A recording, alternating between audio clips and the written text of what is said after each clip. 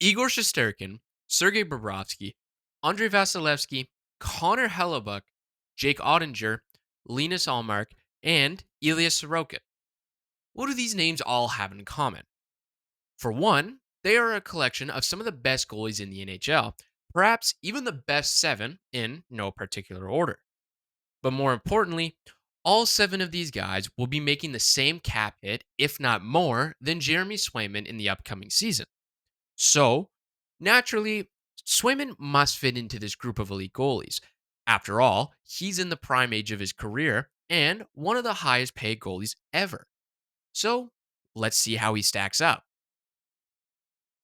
First off, we have Igor Shesterkin, 2022 Vezina, sixth highest goals saved above expected this year, arguably the best playoff goalie in the world. Sergei Bobrovsky, two Stanley Cups. Yeah, enough said. Andrei Vasilevsky, second in Vezina voting this year, fourth highest goal save above expected. Connor Hellebuck, Hart Trophy. Enough said. Jake Ottinger, 14th in goal save above expected this year. 56 playoff games in the last 3 years, though. 26 years old, definitely not bad. Linus Allmark, 2023 Vezina, 17th in goal save above expected this year. Kind of dealt with an injury, still very good. Ilya Sorokin, second highest goal save above expected ever in 2023 and 11th highest this season. Jeremy Swayman, statistically the fourth worst starting goalie in the NHL in 2025. What? That can't be right. He's 26 years old. He just came off a dominant regular season and playoffs as the guy for Boston with Allmark still on the team. This doesn't make any sense. I can't believe it. You say, clearly distraught, but you have no other choice but to believe it. This isn't me saying he sucks. It's the cold hard stats, which historically have never been wrong even once. Swayman ranked 51st out of goalies with 19 plus games in goal saved above expected and 46 in save percentage.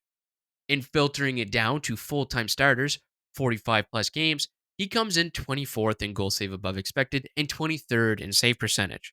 So flat out, he was irredeemably bad this year, and the stats are there to prove it. Nothing else more to say. So, thanks for watching, everyone.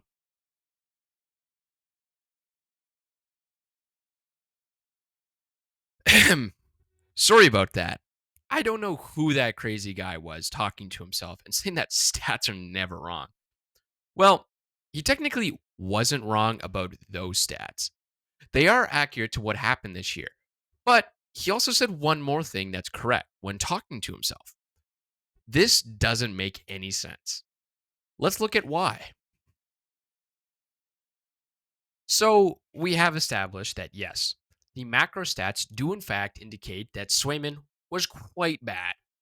His save percentage was bad, letting more goals than expected of him, and just, well, didn't really win games.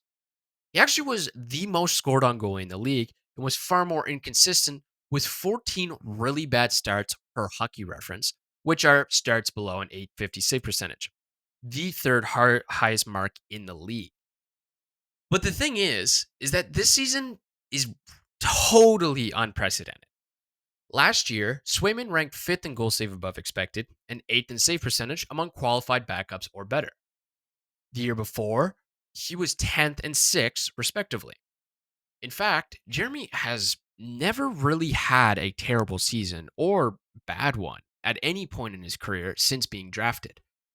His next worst season is likely his rookie year, where as a 22-23-year-old, he had an above average 913 save percentage and a below average -4 goals save above expected.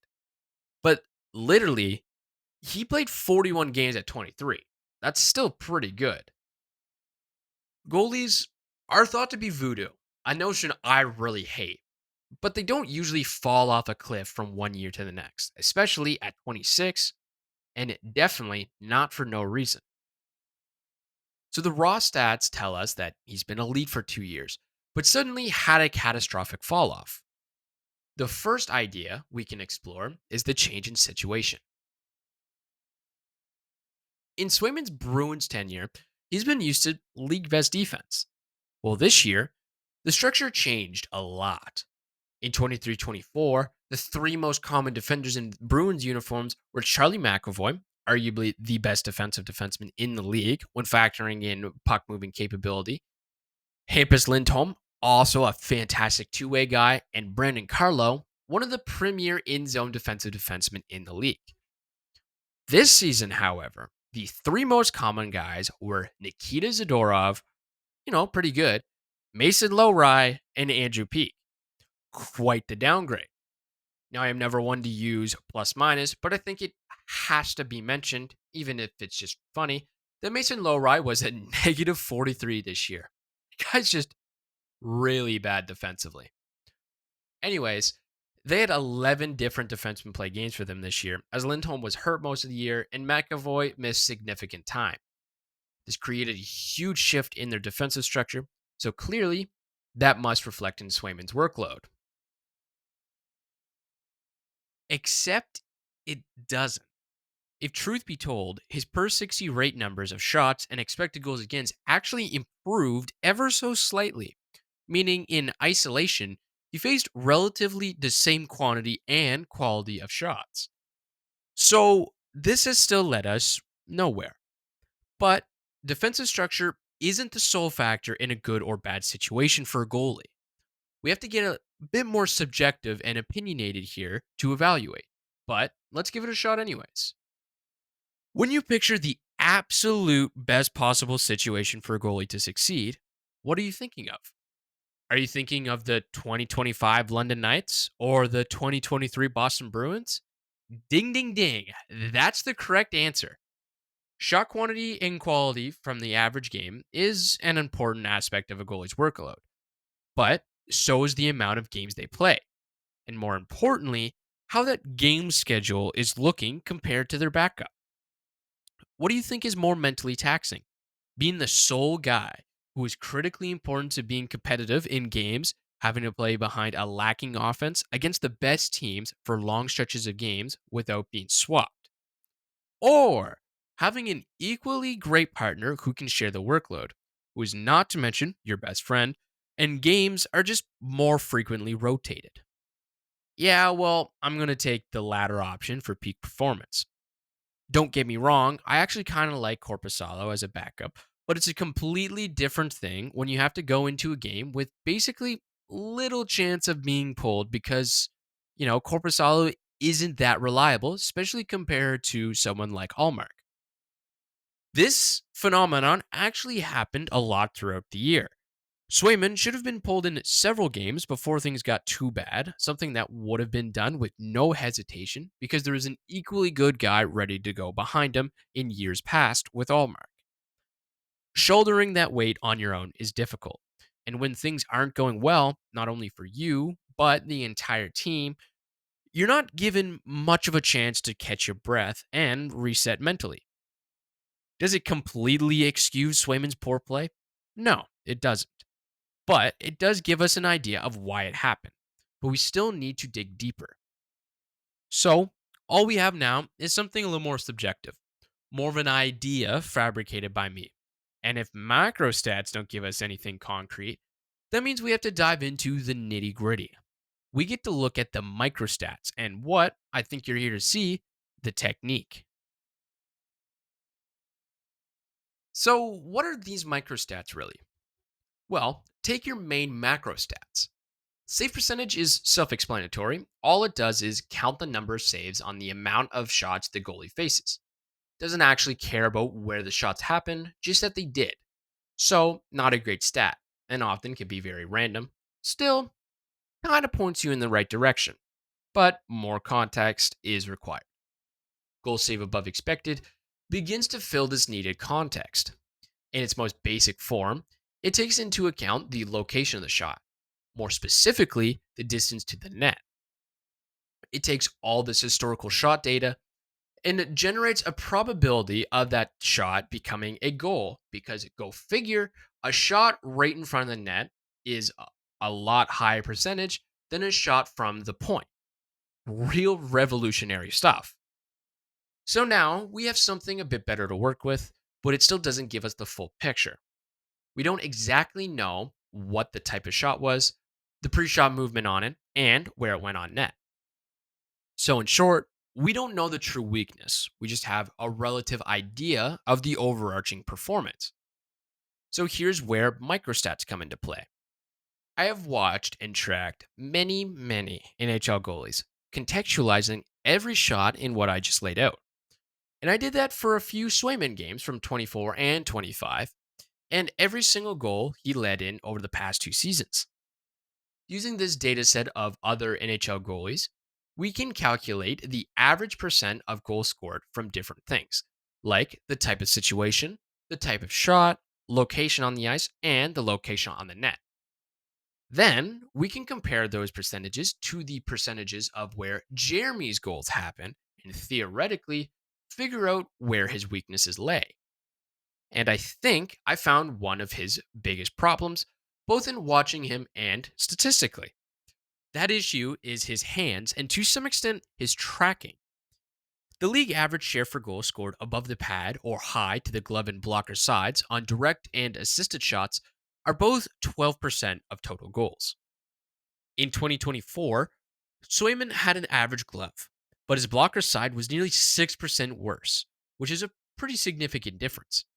In 2025, his glove rose to about 5% worse and blocker to 8% worse than average.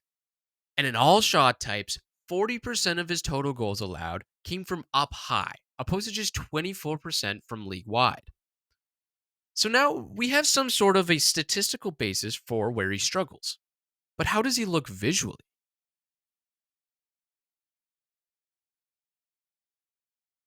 What do you see here on this rush goal by Nick Dow? I mean, it's a great shot, right? But it's absolutely riddled with issues. He starts out challenging the shooter. It's hard to tell, but he's off angle, almost baiting his blocker side. And see what he does right before Dowd even releases the puck? He starts to go down and shift his weight to his right. This means he's completely anticipating a blocker shot, and he isn't properly reading and reacting to it whatsoever.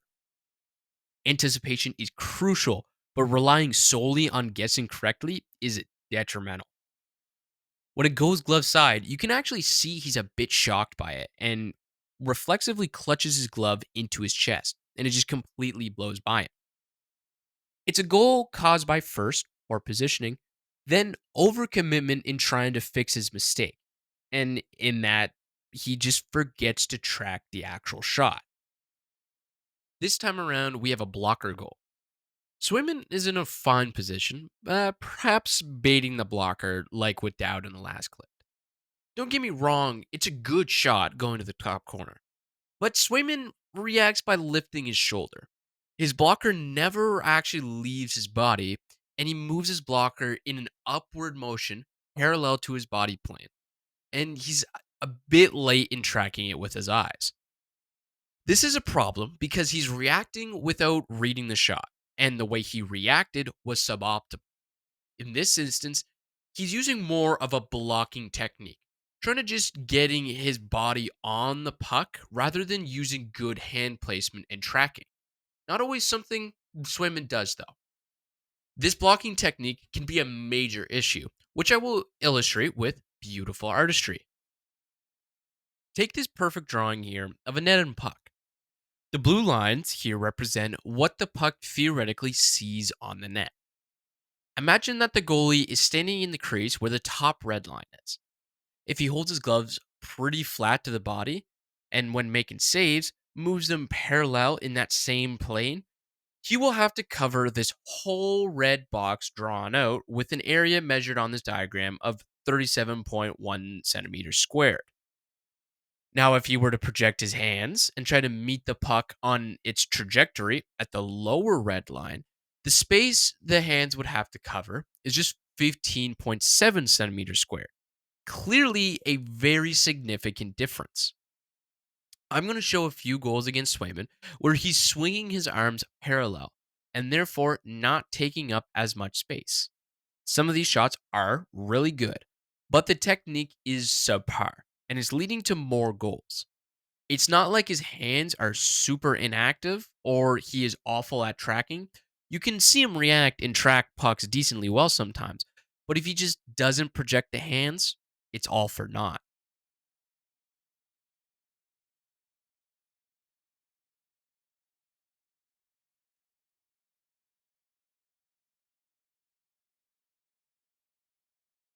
Unfortunately for Swayman, hands haven't been his only issues.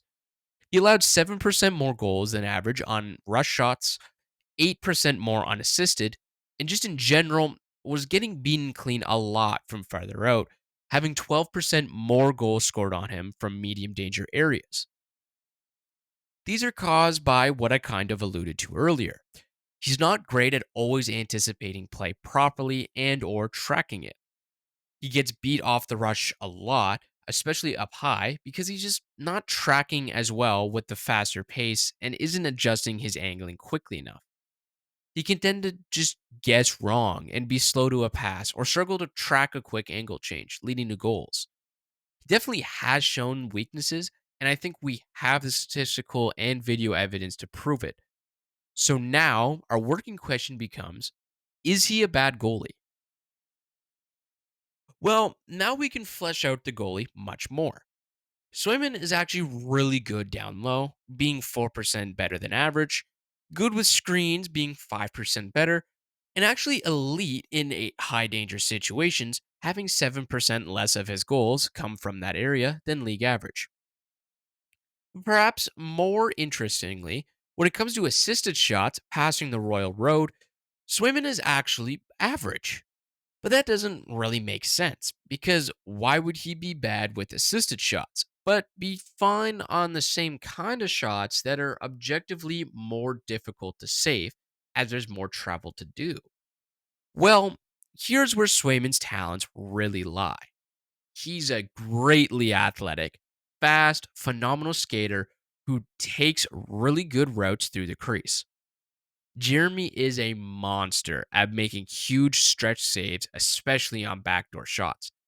He's also very in control of his body, keeping a very stable stance throughout, providing maximum efficiency in travel. That's why he has an edge in high danger situations and can still hold up on cross ice passes despite his woes. Facing Brandon Hagel on the rush, Swayman is square to the puck. He's respecting the shooter, but he isn't past the blue paint because he knows that Hagel is looking to pass and is closely defended. Because of the downhill pass to the slot, Swayman has to cut deeper in the crease in his movement in order to make it on time. With quick and precise shuffling, he does just that, while still being far enough out where he's not completely vulnerable to a shot. And because he's so fast, he's actually able to gain a bit of ice once he reaches his destination and makes a really nice glove save. In this instance, Swayman follows the pass to the wall and gets deep to the post. Without overlapping here, he gives up short side high, but given that the shooter is left handed and has the puck tight to the body, a shot to that location isn't very likely. This depth, however, enables Swayman to respond quickly to any pass, which I really like. When a really sharp backdoor pass does happen, Swayman first hinges his legs back and he explodes laterally to get to the other post in time, making a very difficult save look rather easy. So, what's the verdict on Swayman? Well, I'm not going to lie. I think he's a truly phenomenal goalie. I know I spent a ton of time dogging on him, but if you were paying attention to some of the clips throughout the video, you could probably see a lot of positives as well. Especially watching his 23-24 season, I would have definitely had him in my top 5 goalies in the NHL coming into 24-25. And then you factor things in like age and his playoff performances, he becomes really exciting. But obviously, he just played bad this past year.